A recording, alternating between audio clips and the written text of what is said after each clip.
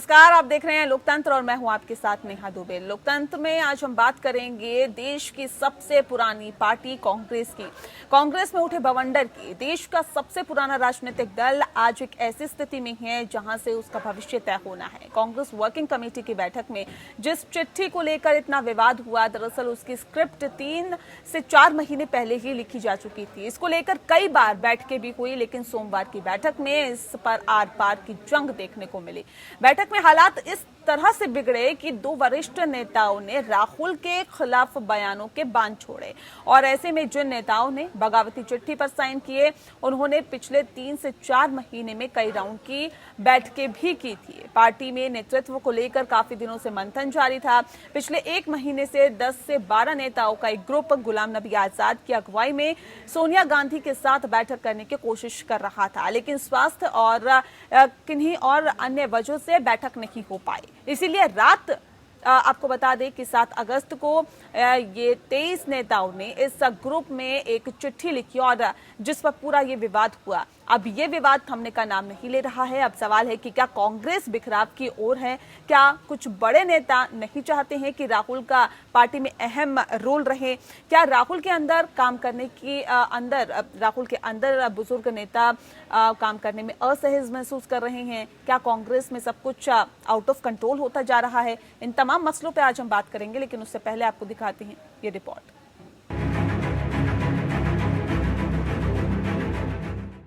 135 साल पुरानी कांग्रेस पार्टी अब उस मुकाम पर पहुंच गई है जहां हर तरफ बिखराव और बगावत ही नजर आती है। जो पार्टी के वफादार हुआ करते हैं, सालों से पार्टी से जुड़े थे, अब वो बेगाने होते जा रहे हैं। जो नेता गांधी परिवार की कस्में खाते थे, उनका विश्वास डगमगाने लगा है। इसी का नतीजा है कि कांग्रेस वर्किंग कमेटी में कल जो हुआ वो पूरे देश ने देखा।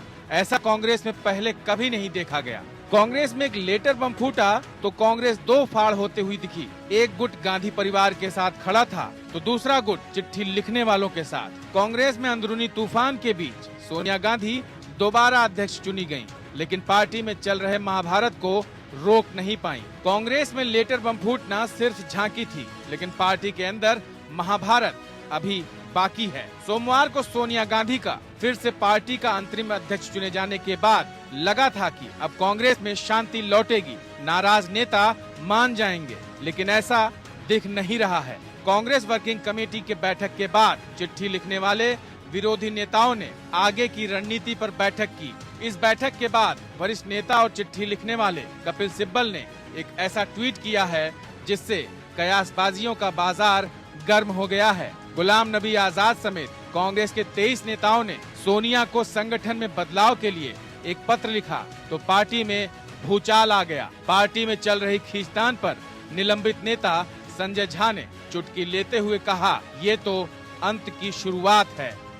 सोनिया जी ने ये कहा है कि जो उन लोगों ने सुझाव दिया है अपने पत्र में, उसको देखने के लिए या उसके कार्यान्वयन के लिए एक कमेटी बनाई जाएगी ताकि उसको पूरा किया जा सके। आज कांग्रेस पार्टी एक अध्यक्ष नहीं ढूंढ पा रही है, तो अब आप कल्पना कर सकते हैं कि इस कांग्रेस पार्टी में किस तरह का नेतृत्व है, किस तरह का भविष्य है। जो उन्होंने कंक्लूडिंग रिमार्क में जो मैंने सोनिया जी का सुना कि we are a large family, some people might disagree but we will work together, उसमें मंत्र छिपा पड़ा। आपको बता दें कि सिब्बल ने ट्वीट में ऐसा क्या कह दिया कि कयासबाजी शुरू हो गई। कपिल सिब्बल ने ट्वीट कर लिखा है कि ये किसी पद की बात नहीं है, यह मेरे देश की बात है जो सबसे ज्यादा जरूरी है। कपिल सिब्बल के ट्वीट से बगावत की बू आ रही है। उन्होंने कल राहुल गांधी की नाराजगी वाली खबरों के बाद भी ट्वीट किया था। कांग्रेस से निलंबित नेता संजय झा ने भी एक चुटकी वाला ट्वीट कर कहा है कि यह तो अंत की शुरुआत है। बता दें कि सोनिया ने संजय झा को पार्टी से निलंबित कर दिया था। संजय ने कुछ दिन पहले ही कहा था कि कांग्रेस के 100 से ज्यादा नेताओं ने सोनिया को चिट्ठी लिखी है। हालांकि उस समय कांग्रेस ने इसे सिरे से खारिज कर दिया था। तो सीनियर लीडर्स हैं, इन लोग ने बहुत साल पार्टी चलाई है और आज पार्टी अगर बीच में सत्ता में भी आई और पार्टी अगर अभी भी बची हुई है तो कई वरिष्ठ नेताओं के कारण बची हुई है। लेकिन वही वरिष्ठ नेता अगर इस तरह एक सिंडिकेट के रूप में आते हैं, उभर के आते हैं, तो वो पार्टी के लिए खतरा पैदा होता है, पार्टी के लिए अच्छा नहीं है। उन्होंने जो पत्र लिखा था उसमें सुझाव दिए थे, उन सुझावों पर चर्चा भी हो सकती है, लेकिन जिस तरीके से इसको बनाया गया वो गलत था। जिस तरह से ट्वीट के ऊपर लड़ाई चल रही थी, राहुल गांधी ने क्या कहा, कपिल सिब्बल ने क्या कहा, प्रियंका जी ने क्या कहा, सुरजेवाला डैमेज कंट्रोल कर रहे थे, और उसके बाद अंत में निकला क्या, खोदा पहाड़ निकली चुहिया। वही बात जो सबको पहले ही पता थी कि पूरी CWC का गांधी परिवार और राहुल गांधी में पूरा विश्वास है। आपको बता दें कि कांग्रेस कार्यकारिणी की बैठक में राहुल गांधी ने सोनिया गांधी को चिट्ठी लिखने वाले नेताओं के खिलाफ तल्ख टिप्पणी की थी और इसे बीजेपी की साजिश तक बता दिया था। उन्होंने टाइमिंग पर सवाल उठाते हुए पूछा, सोनिया गांधी के अस्पताल में भर्ती होने के समय ही पार्टी नेतृत्व को लेकर पत्र क्यों भेजा गया था। उन्होंने कहा कि पार्टी नेतृत्व के बारे में सोनिया गांधी को पत्र उस समय लिखा गया था जब राजस्थान में कांग्रेस सरकार संकट का सामना कर रही थी। पत्र में जो भी लिखा गया था उस पर चर्चा करने का सही स्थान CWC की बैठक है, मीडिया नहीं। उन्होंने आरोप लगाया कि यह पत्र बीजेपी के साथ मिलीभगत में लिखा गया है। राहुल की इस टिप्पणी के बाद से कपिल सिब्बल ने तीखी प्रतिक्रिया दी थी। उन्होंने अपने ट्विटर से बायो से कांग्रेस हटा लिया था। एक ट्वीट में सिब्बल ने कहा कि राजस्थान हाईकोर्ट में कांग्रेस पार्टी को सफलतापूर्वक डिफेंड किया, मणिपुर में बीजेपी सरकार गिराने में पार्टी का बचाव किया, पिछले 30 साल में किसी मुद्दे पर बीजेपी के पक्ष में कोई बयान नहीं दिया, लेकिन फिर भी हम बीजेपी के साथ मिलीभगत कर रहे हैं। हालांकि बाद में सिब्बल ने ये ट्वीट डिलीट कर दिया था, लेकिन दोबारा कपिल सिब्बल ने ट्वीट कर बता दिया कि वो नाराज हैं, उनकी नाराजगी कम नहीं हुई है। आपको बता दें कि जिन नेताओं ने बगावती चिट्ठी पर साइन किए हैं, उन्होंने पिछले 3-4 महीने में आपस में कई दौर की बैठकें की थी। इन नेताओं के बीच नेतृत्व में बदलाव को लेकर काफी दिनों से मंथन जारी था। सभी का एक ही मत था कि कोई ठोस कदम उठाना चाहिए। पिछले 1 महीने से 10-12 नेताओं का एक ग्रुप गुलाम नबी आजाद की अगुवाई में सोनिया गांधी के साथ बैठक करने की कोशिश कर रहा था, लेकिन बैठक नहीं हो सकी। यही कारण है कि 7 अगस्त को 23 नेताओं के इस ग्रुप ने एक चिट्ठी लिखी जिस पर पूरा विवाद हुआ। उसके बाद जो कुछ हुआ वो कांग्रेस में कभी नहीं हुआ। अब सवाल है कि क्या कांग्रेस में दो फाड़ है? क्या बड़े नेताओं की बगावत कांग्रेस पर भारी पड़ेगी? क्या राहुल गांधी और सोनिया गांधी द्वारा पार्टी नेताओं से मुलाकात नहीं होने से पार्टी में नाराजगी है? क्या कांग्रेस को गांधी परिवार से बाहर निकलना चाहिए? क्या बगावत के बवंडर में कांग्रेस बिखर जाएगी? Bureau report, APN। तो आखिर ये बगावत का बवंडर क्यों, ये एक बड़ा सवाल बन जाता है। देश का सबसे पुराना राजनीतिक दल आज एक ऐसी स्थिति में है जहां से उसका भविष्य तय होना है। कांग्रेस वर्किंग कमेटी की बैठक में जिस चिट्ठी को लेकर इतना विवाद हुआ, दरअसल उसकी स्क्रिप्ट 3 से 4 महीने पहले की लिखी जा चुकी थी और अब वो बवंडर कहीं ना कहीं बहुत ऊंचा उठता हुआ जा रहा है। सवाल इस बात को लेकर है कि कपिल सिब्बल ने जिस तरह से ट्वीट किया, पहले एक ट्वीट करते हैं, उसको रिमूव कर देते हैं, फिर एक ट्वीट करते हैं। ये ट्वीट करने के क्या हम मायने निकाले, क्योंकि इस ट्वीट के कई मायने निकाले जा रही हैं और सवाल इस बात को लेकर भी है कि क्या अब ज्योतिरादित्य सिंधिया के राह पर ही अब कपिल सिब्बल चल पड़े हैं। आज हम तफसील से चर्चा इस पूरे विषय पर करेंगे। खास मेहमान हमारे साथ मौजूद हैं, उनसे आपका तारुफ करा देते हैं। राजेश झा जी हमारे साथ हैं, प्रवक्ता हैं बीजेपी के। राजेश जी, बहुत स्वागत है आपका। अजय अरोड़ा जी हमारे साथ जुड़ गए हैं, जो कि कांग्रेस के नेता हैं। अजय जी, बहुत स्वागत है आपका भी। दिलीप यशवर्धन जी हमारे साथ जुड़ गए हैं, राजनीतिक विश्लेषक हैं। दिलीप जी, आपका भी बहुत स्वागत है। सबसे पहला सवाल मेरा अजय अरोड़ा जी आपसे है, क्योंकि जाहिर तौर पे कांग्रेस के अंदर जो बवंडर मचा हुआ है, उसके बाद एक सबसे अहम और बड़ा सवाल यही बन जाता है कि ज्योतिरादित्य सिंधिया, जो कि एक बहुत ज्यादा परिपक्व नेता माने जाते थे, वो कांग्रेस से किनारा कर चुके हैं। कपिल सिब्बल भी क्या उन्हीं की राह पे चल रहे हैं क्या? नेहा जी, बिल्कुल नहीं। जहां तक चर्चा से पहले आपने बोला कि कांग्रेस में महाभारत चल रही है, मैं तो कहूंगा रामायण चल रही है। हम तो राम राज्य की बात करते हैं। और नेहा जी, देखिए कितनी पॉजिटिव बात है, हमारी पार्टी के अंदर कितनी बड़ी लोकतांत्रिक व्यवस्था है। किसी को भी अपनी बात करने का, चर्चा करने का, पत्र लिखने का पूरा अधिकार है। इसे कहते हैं लोकतांत्रिक व्यवस्था। और भारतीय जनता पार्टी में ये नहीं है। वहां पे तो शाह और शहनशाह दो आदमी चला रहे हैं। और जहां तक देश की बात की, भारतीय जनता पार्टी ने तो देश की लोकतांत्रिक व्यवस्था भी खराब कर दी, संविधान के पन्ने फाड़ दी। लेकिन हमने अपनी पार्टी में, देखिए पूरा देश देख रहा है, पूरा विश्व देख रहा है कितनी बढ़िया लोकतांत्रिक व्यवस्था है। बल्कि ये तो साधुवाद का विषय है नेहा जी, ये साधुवाद है कांग्रेस के लिए कि किस प्रकार से पार्टी के अंदर बात लोकतांत्रिक व्यवस्था में क्या सोनिया गांधी को पद का मोह है? क्या अध्यक्ष पद छोड़ने के लिए तैयार नहीं है? बिल्कुल नहीं। आप देखिए नेहा जी, उन्होंने तो कहा था कि मैं अध्यक्ष पद पर रहना नहीं चाहती, लेकिन जब बैठक हुई, CWC की चर्चा हुई और डॉक्टर मनमोहन सिंह ने पारित किया कि अंतरिम अध्यक्ष सोनिया गांधी जी ही हैं, तो कहना मतलब है इस परिवार ने, देखिए बिना सहमति के सर ये घोषणा हो गई कि अंतरिम अध्यक्ष अभी सोनिया गांधी ही बनी रहेंगी, या सहमति के बाद ये घोषणा हुई? देखिए जब तक नेहा, हम आपको जल्दी ही बता देंगे, आपके चैनल में आएंगे, जो हमारा निर्णय होगा वो आपके समक्ष आ जाएगा। और देखिए नेहा, मैं तो एक बात बोलूंगा कि भारतीय जनता पार्टी बात कर रही है, अरे ये अपनी पार्टी देखो, ये हमारी पार्टी का मसला है। अजय जी, सवाल इस बात को लेकर है सर, ये आपके घर का मसला है। अगर दूसरी पार्टी इस पर सवाल उठा रही है तो सर आपने मौका ही क्यों दिया? पहली बात तो इस बात को लेकर एक सवाल उठ जाता है। और दूसरी बात ये है दूसरी बात कि अगर सोनिया गांधी ही अंतरिम अध्यक्ष एक बार फिर से चुन ली गई तो क्या कांग्रेस के पास नेताओं की कमी है क्या, या काबिल नेता नहीं है, या इस लायक कोई नेता नहीं है जिसको अध्यक्ष बनाया जा सके? नेहा जी, मैंने आपसे बोला कि हमारी पार्टी की जो बैठक होगी उसमें तय होके आपको बता देंगे। लेकिन हम भारतीय जनता पार्टी की तरह नहीं है। यहाँ पे तो 12 परिवार की एक पार्टी, नागपुर से काली टोपी वाले जो फैसला करते हैं वहां से संदेश चलता है। ना तो भारतीय जनता पार्टी की अपनी ताकत है, ना कोई लोकतांत्रिक व्यवस्था है। नागपुर के आदेश के अनुसार ही इनके अध्यक्ष बदले जाते हैं, अध्यक्ष बनते हैं। हमारी परंपरा तो बहुत पुरानी है और 135 वर्षों का इतिहास है हमारे पास। हमें किस प्रकार से हम लोकतांत्रिक व्यवस्था चल रहे हैं उस। हाँ जी, ठीक है। राजेश जी, सवाल इस बात को लेकर है, कह रहे हैं अजय जी हमारी पार्टी में तो लोकतांत्रिक व्यवस्था है, इसलिए सवाल उठाने का भी अधिकार है नेताओं को और सवाल पूछने का भी अधिकार है। फिर क्यों बीजेपी को ऐसा लगता है कि कांग्रेस पार्टी सिर्फ एक परिवारवाद के आसपास घूमती है?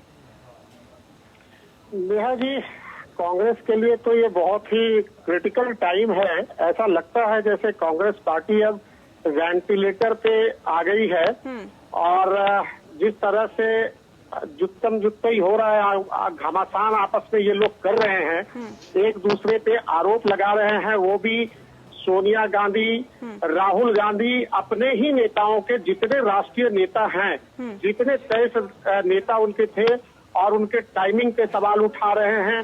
ये टोटली ये जो मामला है, कांग्रेस पार्टी जब अपने पार्टी में एक अध्यक्ष नहीं चुन पा रहे हैं तो वो देश के लिए क्या एक अच्छे सरकार देने की बात करेंगे। और उसी का नतीजा है कि पूरे देश भर में आज कांग्रेस सिमटती हुई चली जा रही है और कहीं पर इनका वजूद अब दिख नहीं रहा है। जो भी 2-4 राज्यों में ये दिख रहे हैं, जो स्थिति ये लोग आपस में बनाए हैं, अगर राहुल गांधी जी कपिल सिब्बल जी पे सवाल उठा रहे हैं, गुलाम नबी आजाद जी पे सवाल उठा रहे हैं और बड़े बड़े नेताओं को वो क्वेश्चन मार्क मैं जुड़ना चाहूंगा CWC के मीटिंग में उनको जो सवाल कर रहे हैं। और जिस तरह से वो, ये देखिए टोटली क्या है, 2 पार्ट में बट गया है पूरा कांग्रेस। एक हो गया यस मैन, जो राहुल गांधी और सोनिया जी के आसपास घूमने वाले लोग हैं, और रेस्ट बाहर है। लेकिन इनमें से किसी भी नेता को इतना ताकत नहीं है कि गांधी परिवार के खिलाफ कोई सवाल उठाए, कोई आवाज उठाए और अध्यक्ष की चुनाव करने के लिए इनको बार बार ये थ्रेटनिंग दिया जा रहा है, एक चुनौती दिया जा रहा है राहुल गांधी की तरफ कि गांधी परिवार की तरफ आप हाथ उठा के नहीं देखते, कोई सवाल नहीं कर सकते, कोई पूछ नहीं सकते हैं, आपको मीटिंग करने का मौका नहीं मिलेगा। सोनिया गांधी जी पिछले हमारे तो बोलने का पूरा मौका है, समय नहीं दे रहे हैं। तो ये आंतरिक मामला है, ये बीजेपी की बात बेकार करते हैं।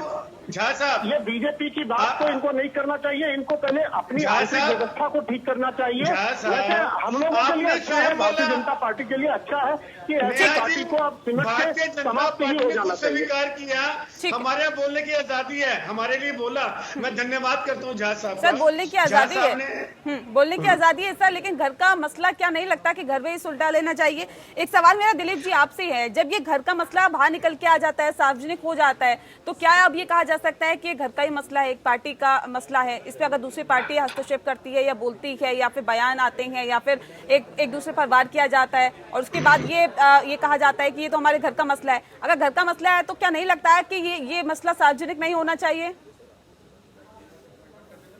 नेहा जी, राजनीतिक पार्टियों का कोई भी मामला घर का नहीं होता है। पहली बात तो ये लोकतांत्रिक देश में रह रहे हैं, लोकतंत्र को चलाने की जिम्मेदारी उठाते हैं, तो जो लोकतंत्र को चलाने की जिम्मेदारी उठा रहे हैं उनके घर का मामला कैसे हो सकता है? और राजनीतिक पार्टी किसी का घर थोड़ी ना है, उसमें पब्लिक का इन्वॉल्वमेंट है, जनता का इन्वॉल्वमेंट है। और अभी सुन लीजिए आपका मौका आएगा आप बोलिएगा, अरे आपका मौका आएगा आप बोलिएगा, भाई साहब आपका मौका आएगा बोलिएगा। अभी कांग्रेस से घर का मामला अभी हाँ ठीक है, कांग्रेस इस देश का बहुत छोटा सा घर है श्रवान जी, बहुत छोटा सा घर है। ये देश बहुत बड़ा घर है और कांग्रेस उसका बहुत छोटा सा हिस्सा है।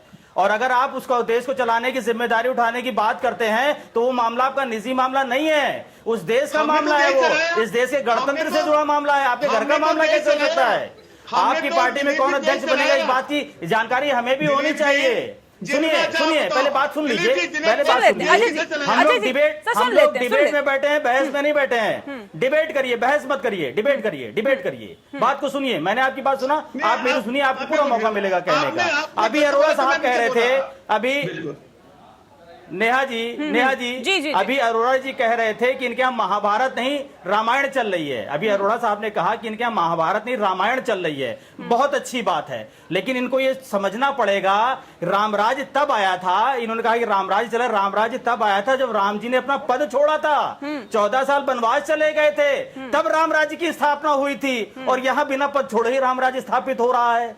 अरे अगर इतना नहीं है लालच आपको पद का, आप इतनी मजबूती से इस पद को लेकर के डिफेंस कर रहे हैं, आपके पास इस देश से जुड़े, देश की जनता से जुड़े, देश के डेवलपमेंट से जुड़े, महंगाई से जुड़े, बीमारी से जुड़े हजारों मुद्दे हैं, उसको लेकर के संसद में एनर्जी खर्चा करिए ना, जनता के हित में खर्चा करिए ना, वो क्यों नहीं कर रहे हैं? आप एक कुर्सी को लेकर के लड़ रहे हैं, आप आपस में लड़ रहे हैं, आप इतनी मजबूती से अपना पक्ष संसद में क्यों नहीं रखते हैं? आप विपक्ष का धर्म क्यों नहीं निभाते हैं? आप जनता की तरफ से बात क्यों नहीं करते हैं? आप ये भी तो बताइए, आपका धर्म, विपक्ष का धर्म भी तो निभाना है, वो भी तो जिम्मेदारी आपकी है, वो भी लोकतांत्रिक जिम्मेदारी आपके ऊपर है, वो क्यों नहीं निभाते हैं? क्यों आप संसद से क्यों बाइकाट कर जाते हैं? वहां अपनी बातों को मजबूती से क्यों नहीं रख पाते हैं? ठीक है, वहां रखिए ना जाकर के, जहां आपकी आवाज जनता सुनेगी। अजय जी, बहुत महत्वपूर्ण सवाल इस बात को लेकर भी है कि क्या गांधी परिवार को अपने वर्चस्व का खतरा सता रहा है कि अगर पद किसी और के हाथ में जाता है तो उनकी हो सकता है ना चले, या हो सकता है कि उनकी उतनी ना सुनी जाए जितना वो चाहते हैं पार्टी में। एक बड़ा सवाल ये बन जाता है, इस सवाल का मैं जवाब आपसे लूंगी। असल आज हम बात कर रहे हैं कांग्रेस पार्टी की। कांग्रेस पार्टी CWC की बैठक होती है, बैठक में दरअसल बैठक इसलिए होती है कि एक पूर्णकालिक अध्यक्ष चुना जाएगा, लेकिन फिर बात अंतरिम अध्यक्ष पर ही अटक जाती है। सोनिया गांधी को एक बार फिर से अंतरिम अध्यक्ष के तौर पर चुन लिया जाता है और उसके बाद बगावत जो है वो और ज्यादा तेज हो जाती है। सवाल इस बात को लेकर कि क्या गांधी परिवार को अपने वर्चस्व का खतरा सता रहा है। खास मेहमान हमारे साथ लगातार मौजूद है।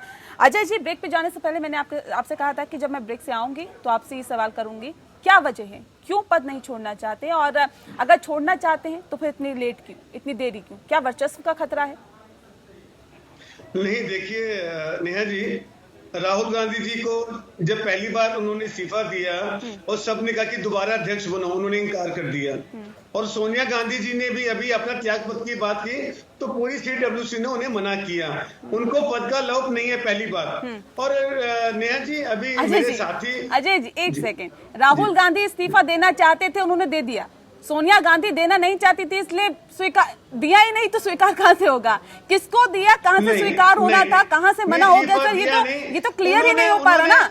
नहीं बताता हूँ नेहा, उन्होंने अपनी बात रखी कि मैं कंटिन्यू करना नहीं चाहती। उन्होंने मीटिंग में बात रखी, शुरुआती मीटिंग में हमारी CWC की हुई, उन्होंने कहा जी अब मैं जिम्मेदारी से मुक्त होना चाहती हूँ, मैं ये जिम्मेदारी नहीं निभा पाऊंगी, चाहे स्वास्थ्य की वजह हो, चाहे क्षेत्र में ना पहुंचने की वजह हो। ये सोनिया गांधी ने साफ कहा था, लेकिन इसमें AK एंथनी जी और डॉक्टर मनमोहन सिंह जी ने संयुक्त बात रखी और हाथ खड़े करके उनका समर्थन किया कि नेहा भी आप ही रहोगे। और देखिए नेहा जी, दिलीप जी मेरे मित्र हैं और बड़े बदलभाषी हैं, मैं इनके बीच में बोलना नहीं चाहता था। मैंने जो परिवार की बात की थी, कांग्रेस परिवार की बात की थी, और इनकी इस बात से भी इत्तेफाक रखता हूं कि वो 130 करोड़ की आबादी का परिवार नहीं है, लेकिन वो इतना परिवार जरूर है, इतना बड़ा परिवार जिसने 130 करोड़ लोगों की कई वर्षों से, जब से देश आजाद हुआ, आजादी से लेकर अब तक देश की आवाम की रक्षा की, उनको रक्षा प्रदान की, उनका काम किया, गरीबी की रेखा से ऊपर लेके आए। अच्छा, एक बात और रखी दिलीप जी ने हमें बोला कि आप बात करते गिरती अर्थव्यवस्था पे, बिल्कुल ठीक बात। इन्होंने बात करते बेरोजगारी पे, बिल्कुल ठीक बात। अरे हम तो ये कहते हैं भारतीय जनता पार्टी से, दिलीप जी हम तो भारतीय जनता पार्टी से 12 बोलते हैं कि आप हमारा कौन अध्यक्ष बनेगा, हमारी पार्टी में क्या बात हुई, इसको छोड़ के गिरती अर्थव्यवस्था पे बात करें, बेरोजगारी पे बात करें, पेट्रोल डीजल के सर ये बात कौन करेगा? सर ये बात कौन उठाएगा? सत्ता में बैठे हुए लोग उठाएंगे या विपक्ष में बैठे हुए लोग उठाएंगे? ये बात कौन उठाएगा, मुझे बता दीजिए ना। हमने तो उठाई। सर आपको आपकी पार्टी में जिस तरह से सिर्फ टोबल की स्थिति है सर, उससे आपको निजात नहीं मिल पा रही। आप कहाँ अर्थव्यवस्था पे बात करेंगे, कहाँ बेरोजगारी पे सर बात करेंगे, कहाँ महंगाई पे आप बात करेंगे सर? नहीं नया बार हम सरकार से बात की कि अर्थव्यवस्था में बात करो, देश कहाँ जा रहा है हमारा। हमने तो कई करोड़ लोगों को गरीबी की रेखा से ऊपर उठाया और इन्होंने नीचे कर दिया। हम तो बार सरकार से अपील करते हैं, और जिस प्रकार से दिलीप जी बड़े अच्छे बुद्धिजीवी हैं, इनके मैं बड़ा आदर करता हूँ, जहाज साहब भी मेरे मित्र हैं, ये उठाएं इस बात को, इसमें चर्चा करें। जिस प्रकार से इतनी चर्चा का विषय बना दिया हमारा, सर विपक्ष की क्या भूमिका होती है सर विपक्ष की क्या भूमिका होती है? देखिए नेहा, हमने इतनी बात उठाई, आपके चैनल पे कई बार हम आए, हमने पेट्रोल डीजल की बात की, हमने चाइना पे बात की, हमने गिरती अर्थव्यवस्था पे बात की, सब पे बात की सर। कहाँ मसले को उठाया जाता है सर, ये आप बेहतर तरीके से जानते हैं। अगर आपको सरकार को घेरना है इन तमाम विषय पर और अपनी आवाज को बुलंद करना है, तो आप न्यूज चैनल पे बैठ के अपने विषय को उठाएंगे या फिर संसद में उठाएंगे सर? सड़कों पे उठाएंगे सर? विपक्ष का काम क्या होता है? सड़क से लेकर संसद तक सरकार को घेरे, तो किस मुद्दे पर आप आए बताइए? हमने लोकसभा, राज्यसभा और आपने दिखाया, हमने बार उठाई, लेकिन 2 मैन आर्मी, ये डिक्टेटरशिप के जो आदमी है 2, ये बात मानते कहाँ है हमारी? और ये ना तो अपनी पार्टी में, आप ही देखिए, यानी कि आप कमजोर विपक्ष है। हमारे यहाँ तो आपने बात की अध्यक्ष की, कौन अध्यक्ष बनेगा? इनके अध्यक्ष तो JP नड्डा जी अमित शाह के सामने कांपते हैं, वो खड़े नहीं हो पाते, तो वो डिक्टेटरशिप है। और सारे, और देखिए हमारे भारत के मंत्री डॉक्टर हर्षवर्धन जी नागपुर में मोहन भागवत जी को रिपोर्ट देने आते हैं, सरकार की रिपोर्ट देने। आप सोचिए, वो नॉमिनेटेड नहीं है, ना मोहन भागवत जी चुनाव लड़े, ना नागपुर वाले राजनीति में, और हमारे सोनिया गांधी चुनाव लड़ती हैं, राहुल गांधी चुनाव लड़ते हैं। तो ये देखिए, और हम तो मोदी से बात करते हैं ना, क्योंकि हम भागवत जी से बात थोड़ा करेंगे। ठीक है, एक छोटा सा सवाल मैं राजेश जी से ले लूं, फिर मुझे ब्रेक लेना है। राजेश जी, सवाल इस बात को लेकर है कि ये ऐसा पहली बार नहीं है कि बीजेपी पर आरोप लगाए गए हों। अभी तक आरोप लग रहे थे कि बीजेपी बनी हुई सरकारों को घेरने की कोशिश कर रही है या फिर इसको गिराने की कोशिश कर रही है, वहां पे सेंधमारी कर रही है। लेकिन अब आरोप इस तरह के लग रहे हैं कि कांग्रेस में ही सेंधमारी करने की जुगत में बीजेपी लग गई है, और ये आरोप हम नहीं बल्कि राहुल गांधी लगा रहे हैं। राहुल गांधी का कहना है कि जो चिट्ठी लिखी गई है वो बीजेपी की शय पर लिखी गई है, बीजेपी के दबाव में और बीजेपी के नेताओं के शय में ये चिट्ठी कांग्रेस के नेताओं के जरिए सोनिया गांधी को लिखी गई है।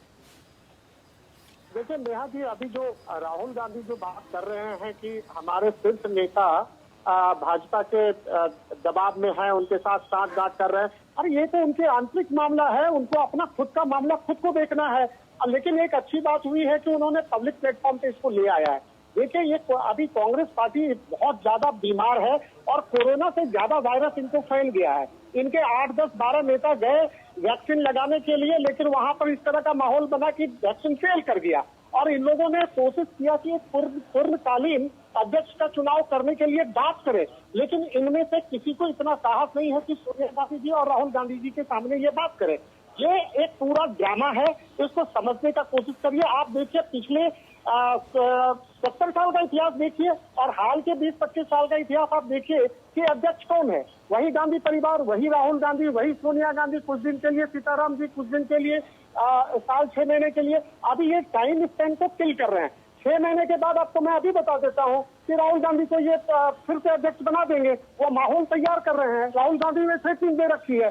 तो ये सब कुछ नहीं है, इनको जनता की चिंता नहीं है, इनको देश का चिंता नहीं है। ये बताएं कि 1 साल हो गया लोकसभा का चुनाव खत्म हुए, अभी 1 साल के अंदर इन्होंने क्या काम किया देश के लिए, क्या ऐसा विपक्ष में क्या भूमिका निभाया है। ये दुर्भाग्य है। जनता की सेवा नहीं करनी, देश की सेवा नहीं करनी, ये आरोप सिर्फ राजेश झा नहीं लगा रहे, बल्कि ये आरोप लगा रहे हैं कपिल सिब्बल भी, क्योंकि उनका ये कहना है कि मेरे लिए पद नहीं बल्कि देश अहम है। बीजेपी आरोप लगा रही है कांग्रेस पर कि कांग्रेस में ना ही जनता की सेवा करने का ये कहा जा सकता है कि ना जनता की सेवा करना चाहते हैं और ना ही ये देश की सेवा करना चाहते हैं। राजेश झा का ये कहना है। लेकिन अजय अरोड़ा के पास मैं जाऊं उससे पहले दिलीप जी, सवाल इस बात को लेकर है, जो एक कपिल सिब्बल ने कल ट्वीट किया, पहला किया वो रिमूव कर दिया, उसके बाद दूसरा जो ट्वीट किया उन्होंने कि मेरे लिए पद नहीं देश अहम है, ये ट्वीट उन्होंने किया है। तो सवाल इस बात का है कि इसके मायने आप क्या निकालते हैं?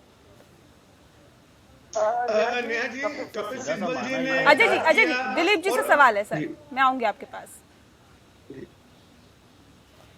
नेहा जी, सीधा सा मामला यही है कि पहले जो लिखा गया था वो कहीं ना कहीं सत्य था और दूसरा जो ट्वीट था वो कहीं ना कहीं समझौता था। अब वो समझौते का कारण क्या है ये तो कपिल सिब्बल साहब जानते हैं या कांग्रेस की पार्टी के लोग जानते हैं या अरोड़ा साहब जानते होंगे, क्योंकि ये पार्टी के आदमी हैं।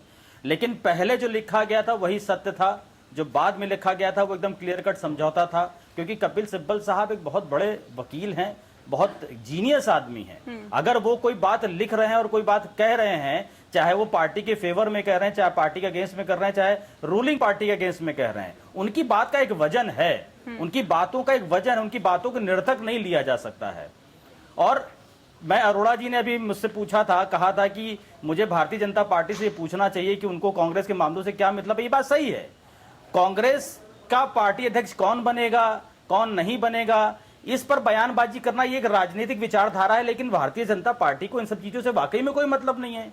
कोई भी अध्यक्ष बने, वर्तमान अध्यक्ष हैं, वर्तमान अध्यक्ष के रहते हुए इन्होंने इतनी बड़ी सत्ता हासिल करी है भारतीय जनता पार्टी ने, तो अगर वही अध्यक्ष बने रहते हैं तो इनको क्या दिक्कत है, और अगर बदल जाते हैं तो आपसे क्या लेना देना है। भाई ये कांग्रेस पार्टी का अपना मामला है, जनता से मामला है। मुझे नहीं लगता कि भारतीय जनता पार्टी को इसमें बहुत ज्यादा कोई इंटरफेरेंस करने की जरूरत है, ना कहीं से कोई राजनीतिक अधिकार है। बयानबाजी आप कर सकते हैं, बयानबाजी कांग्रेस वाले भी करते हैं कि आडवाणी साहब को पीएम क्यों नहीं बनाया, उनको क्यों ज्ञान मंडल में डाल दिया गया है, ये ठीक बात है। लेकिन ये एनर्जी मैं दोनों ही पार्टी के लिए कहूंगा, पक्ष के लिए भी कहूंगा और विपक्ष के लिए भी कहूंगा कि दोनों लोग अपनी एनर्जी को गलत चैनल में लेकर के जा रहे हैं। ये दोनों लोगों को अपनी एनर्जी इस देश के हित में लगानी चाहिए। मैं बार बार ये बात कहता हूं कि कोई भी पार्टी जो है वो सामाजिक नजरिए से चीजों को नहीं देखता है, सिर्फ राजनीतिक नजरिए से देखता है कि मेरा क्या फायदा मेरा क्या नुकसान। कांग्रेस का अध्यक्ष कोई रहे, इससे भारतीय जनता पार्टी को क्या फायदा, और कोई बन जाएगा तो क्या नुकसान है, कोई मतलब नहीं है आपको। बिल्कुल, आप देश के हित में काम करिए ना, बिल्कुल कांग्रेस को अपना काम करने दीजिए। कांग्रेस जो गलत करती है उस पर उंगली उठाइए आप, वो अधिकार है आपको। लेकिन अजय अरोड़ा जी, क्या कांग्रेस देश हित में काम कर रही है? क्योंकि विपक्ष का जो काम होता है वो जनता से जुड़े हुए मुद्दों को उठाना, उनको बेहतर तरीके से उठाना और उसके खिलाफ आवाज उठाना, ये कांग्रेस का काम होता है। इससे पहले हमने देखा कि चाहे स्वास्थ्य कारणों की वजह से हो या फिर कोई और वजह हो, लेकिन सोनिया गांधी की उतनी सक्रियता नहीं रही है चुनावों में भी, पिछले जो विधानसभा चुनाव निकले हैं। और ऐसे में उन तमाम मुद्दों पर क्या हम उम्मीद करें कि सोनिया गांधी की इतनी बेहतर सक्रियता होगी, जो कि अभी मौजूदा वक्त में एक समस्या बनकर हमारे सामने है? क्यों आखिर कांग्रेस पार्टी उतनी सक्रिय नहीं दिखाई दे रही? कहां खामी कहां कमी है? नेहा जी, पहले तो इस बात का जवाब दूं, और दिलीप जी की बात का भी मैं सम्मान करता हूं। और मैं आपको बता दूं, हमने बार बार बात उठाई फरवरी में ही राहुल गांधी जी ने कहा था सरकार से कि आर्थिक सुनामी आने वाली है और ये बात साबित हो गई और अर्थव्यवस्था कैसे गिर गई। और हमने यही सोनिया गांधी जी ने बोला, हमने समय समय पर विपक्ष की भूमिका निभाई और सकारात्मक सलाह दी सरकार को और सरकार ने हमें अन्यथा लिया और वो भी बात हुई। आज 31 लाख से ऊपर कोरोना के वो पेशेंट आ गए, मतलब हो गए हमारे देश में। और देखिए इन्होंने क्या क्या नहीं किया। अब हवाई अड्डे ये बेचने में लगे हैं निजीकरण के लिए, रेलवे का प्राइवेटाइजेशन कर रहे हैं और तो और इन्होंने लाल किला भी किसी की देखरेख में दे दिया। और नेहा जी इन कुछ महीनों में 14 करोड़ नौकरियां गई हैं, 14 करोड़। उसका सर ये सब चीजें आप बता रहे हैं अजय जी, बात उठाई नेहा, हमने सर ये आप बता रहे हैं, ये हमें भी पता है और देश की जनता को भी पता है कि क्या समस्या इस वक्त है, लेकिन आपने उसके लिए क्या किया सर?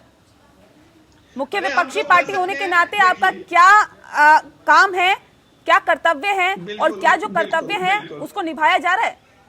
बिल्कुल नेहा, मैं बड़ी जिम्मेदार से आपकी इज्जत करता हूं और बड़ी ईमानदारी से बात कर रहा हूं। जब जब समय होता है हम विपक्ष पूरी ईमानदारी से हम अपनी बात रखते हैं और देश को सलाह देते हैं। अब वो माने ना माने उनकी मर्जी, ये आप ही दिखाते हो नेहा जी। क्या राहुल गांधी ने सलाह नहीं दी थी? क्या सोनिया गांधी ने सलाह नहीं दी थी? क्या हमने पेट्रोल डीजल की बात नहीं की? क्या हमने गिरती हुई अर्थव्यवस्था की बात नहीं की? हमने नौकरियों की बात नहीं की? इन्होंने 2 करोड़ नौकरियों की बात की थी। 2 करोड़ तो छोड़ो, 14 करोड़ लोगों की नौकरी चली गई और 80 करोड़ लोगों को नेहा, 80 करोड़ तो देश के प्रधानमंत्री बोलते हैं हमने लोगों को 5 किलो आटा 5 किलो चावल, इसका मतलब 80 करोड़ लोगों को इन्होंने गरीबी की रेखा से नीचे ला दिया। वही है सर, ये मेरा बयान नहीं है, कांग्रेस अभी अपने नेतृत्व संकट से नहीं उबर पा रही है। कांग्रेस कैसे जनता में ये संदेश देगी कि अभी दिक्कतें समाज में कितनी ज्यादा है? यहाँ पर महंगाई है, यहाँ पे बेरोजगारी है, यहाँ अर्थव्यवस्था चरमराई हुई है, कोरोना काल में लोगों को स्वास्थ्य सुविधाएं नहीं मिल पा रही, तमाम तरह की दिक्कतें हैं, लेकिन यहाँ पर तो कांग्रेस अपने संकट से ही नहीं उबर पा रही है। कैसे वो जनता में ये संदेश दे कि यहाँ दिक्कतें कितनी ज्यादा है? ये एक बड़ा सवाल बन जाता है। राजेश जी, सवाल इस बात को लेकर भी है कि अगर जो हालात है, जो स्थितियां हैं, मुद्दे तो सर बहुत है जिस पर विपक्ष सरकार को घेर सकता है, लेकिन ऐसा हो नहीं पा रहा है। चाहे वजह इसके पीछे कुछ भी माने, चाहे कांग्रेस में फूट या फिर नेतृत्व क्षमता कमजोर, लेकिन फायदा इसका बीजेपी को मिल रहा है। देखिए नेहा जी, एक बात स्पष्ट रूप से जान लीजिए, हम लोगों के पार्टी का विचारधारा विपक्ष क्या बात उठाता है, क्या मुद्दा उठाता है या नहीं उठाता है, इसके ऊपर नहीं है। हमारी पार्टी आदरणीय प्रधानमंत्री जी के नेतृत्व में सही डायरेक्शन में काम कर रही है और उसी का नतीजा है कि 2014 के बाद फिर 2019 में लोगों ने प्रचंड बहुमत देकर मोदी जी से एक आस्था किया। और केवल देश की बात नहीं है, पूरा देश की बात नहीं है, हम बोल रहे हैं इंटरनेशनल स्टेज पर भी हम लोगों ने बहुत ही अच्छा काम किया है। अभी लोगों का जान बचाना बहुत महत्वपूर्ण है। अभी लोगों को इस कोरोना महाकाल में सबसे पहले जान बचाना, उनको सुरक्षित रखना आवश्यक है।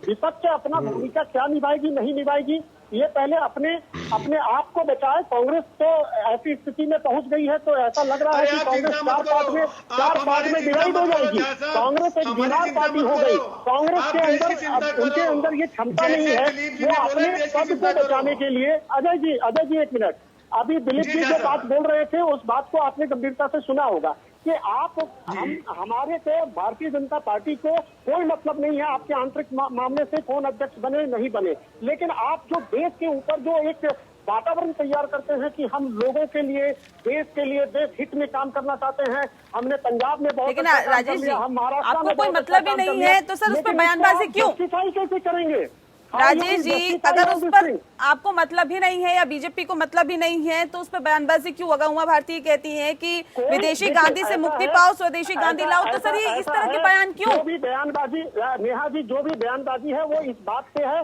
कि ये लोग जो भूमिका तैयार करते हैं कि हम देश हित में काम करना चाहते हैं, हम राष्ट्र हित में काम करना चाह रहे हैं, कांग्रेस विपक्ष के सारे मुद्दे को उठा रहे हैं, ये सारा फुस हो गया।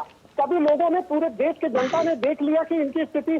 CWC की मीटिंग में ये आपस में सारे नेशनल, राष्ट्रीय महामंत्री, राष्ट्रीय उपाध्यक्ष, CWC के सारे मेंबर्स आपस में लड़ रहे हैं और ये घमासान कर रहे हैं। ऐसी स्थिति देश की जनता ने पहली बार देखा 135 साल में। तो कांग्रेस ऐसी स्थिति में आ रही है कि कांग्रेस कई पार्ट में अब डिवाइड होने वाली है। बस कुछ भी इसका इंतजार देखिए। अगले 6 महीने में जिस तरह से कपिल सिब्बल और गुलाम नबी आजाद जी ने एग्रेशन दिखाया है, निश्चित रूप से कांग्रेस का विभाजन की स्थिति आ गई है। ठीक है, सवाल ऐसे में ये भी निकल के सामने आ रहा है कि कांग्रेस में तो विभाजन की स्थिति आ गई है, बीजेपी के नेता ये कह रहे हैं, लेकिन सवाल इस बात को लेकर भी है कि विधानसभा चुनावों का क्या होगा, या फिर कांग्रेस कितनी मजबूती के साथ उन विधानसभा चुनावों को लड़ेगी जहां पर विधानसभा चुनाव अभी कुछ ही टाइम में होने वाले हैं। बिहार समेत तमाम राज्यों में विधानसभा चुनाव होने वाले हैं, लेकिन यहाँ पर कांग्रेस नेतृत्व संकट समेत तमाम दिक्कतों से जूझ रही है। ऐसे में कितनी मजबूती से उन चुनावों में लड़ा जाएगा। दरअसल आज बात कांग्रेस पार्टी की हो रही है। कांग्रेस पार्टी में आखिर सीडब्ल्यूसी की जब बैठक हुई और बैठक में एक बार फिर से यही फैसला लिया गया कि कांग्रेस की अंतरिम अध्यक्ष सोनिया गांधी होगी, तो उसके बाद कई सवाल खड़े होने लगे कि आखिर क्यों कांग्रेस को एक पूर्णकालिक अध्यक्ष नहीं मिल पा रहा है। ऐसे में सवाल इस बात को लेकर भी है कि कई विधानसभा चुनाव भी कई राज्यों में होने वाले हैं। ऐसे में कांग्रेस अपने आप को कैसे मजबूती के साथ पेश करेगी और कैसे जनता में ये विश्वास पैदा करने की कोशिश करेगी कि वो जनता से जुड़े हुए मसलों को उठा सकती है या फिर जनता की भलाई के लिए कदम उठा सकती है। खास मेहमान लगातार हमारे साथ मौजूद है।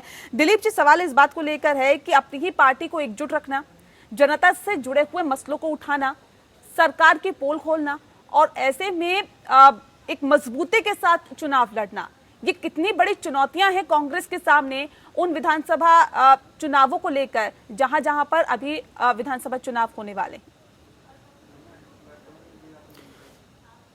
है नेहा जी, और चुनौती उससे भी बड़ी ये है कि आप इस देश की सबसे बड़ी राजनीतिक पार्टी रहे हैं और इस देश की सत्ता पर बहुत सालों तक, दशकों तक आप काबिज रहे हैं, तो इस देश की कोने कोने की नस से आप वाकिफ है कि किस जगह पर कहां क्या समस्या है।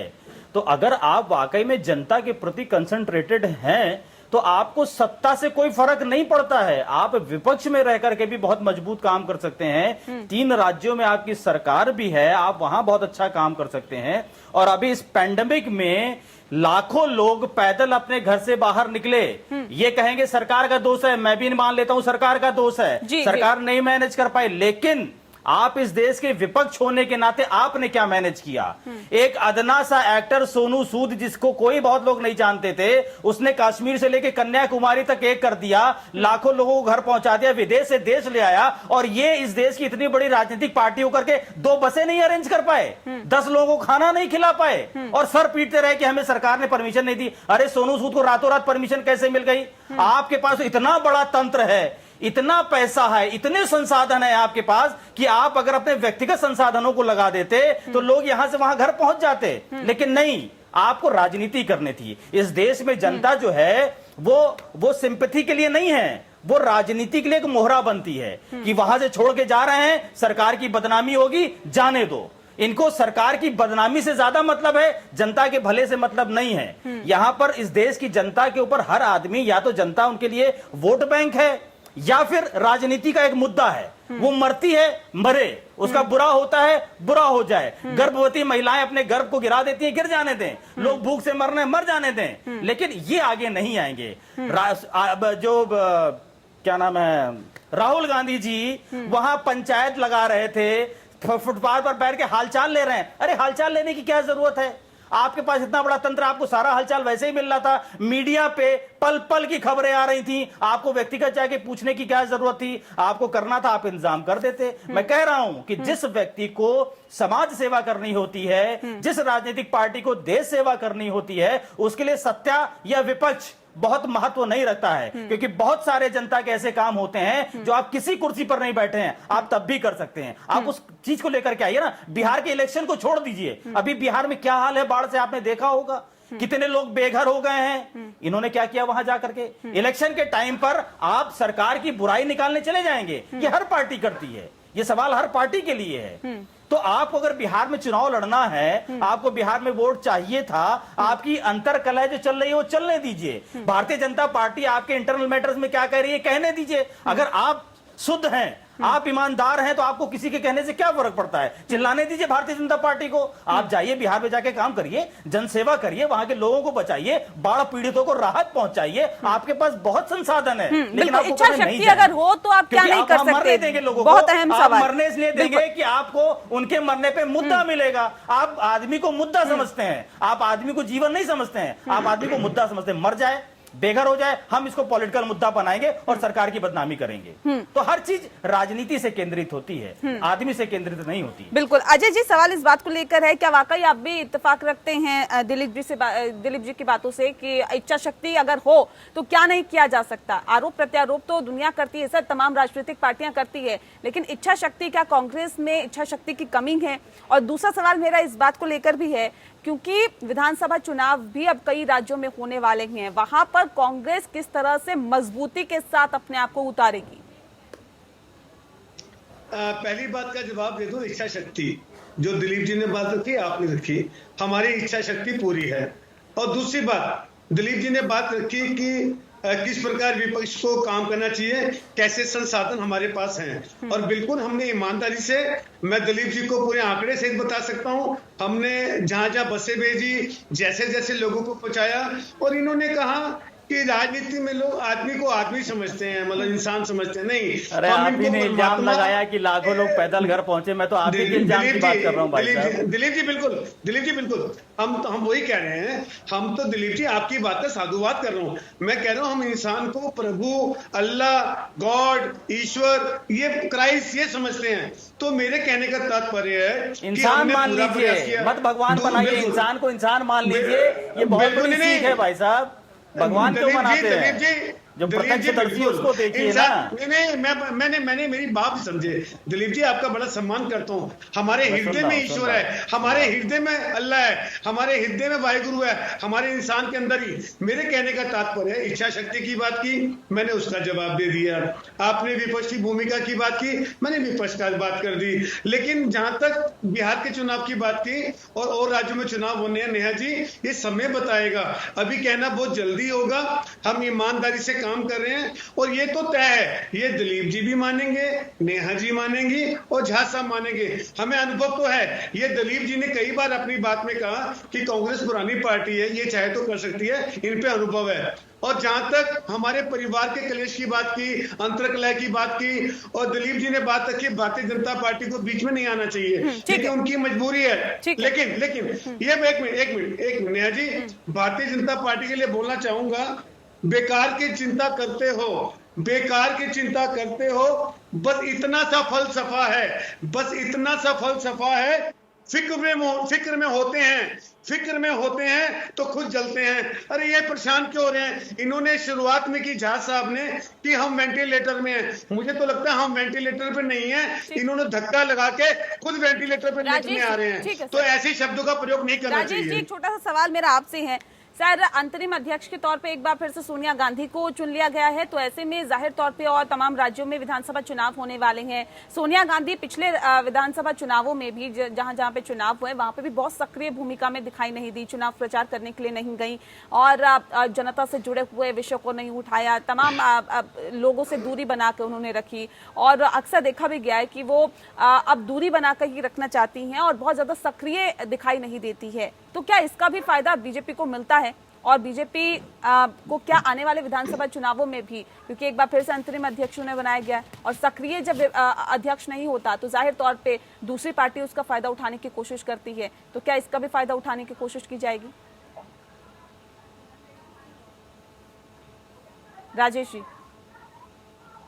थोड़ा आवाज कम आ रही है नेहा जी आपकी, एक बार शॉर्ट। राजेश जी, आवाज मिल पा रही है आपको?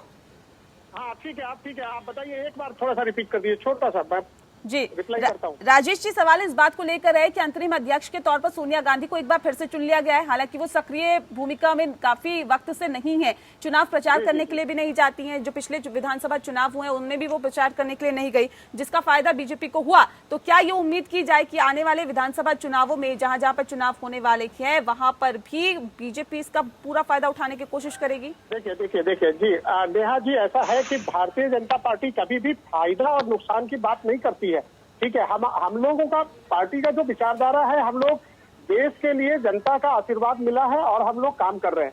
भारतीय जनता पार्टी हमेशा से ये कोशिश करती है कि जहां पर भी सरकार बने, चाहे देश में बने चाहे प्रदेश में बने, हर जगह पर वहां की जो लोकल समस्या है उसको लेकर जनता को कैसे अधिक से अधिक सुविधा दिया जाए, हम वहां पर लोगों को कैसे उनके जिंदगी जीवन स्तर को ऊंचा उठा सकते हैं, हम अभी तो देखिए जो स्थिति है, एक कोरोना का समय है और पूरे देश नहीं पूरे विश्व में स्थिति बहुत ही विकराल है। ऐसी स्थिति में अभी सबसे बड़ी चुनौती है, सरकार कोई भी हो, किसी की भी सरकार हो, लेकिन सबसे प्राइम चीज ये है कि अभी यहाँ हमारे देश में जनता बहुत ही कष्ट में है। उनकी बहुत सारे लोगों की नौकरी गई है और केवल भारत में नहीं पूरे विश्व स्तर पे हुआ है और रोजगार की दिक्कत है।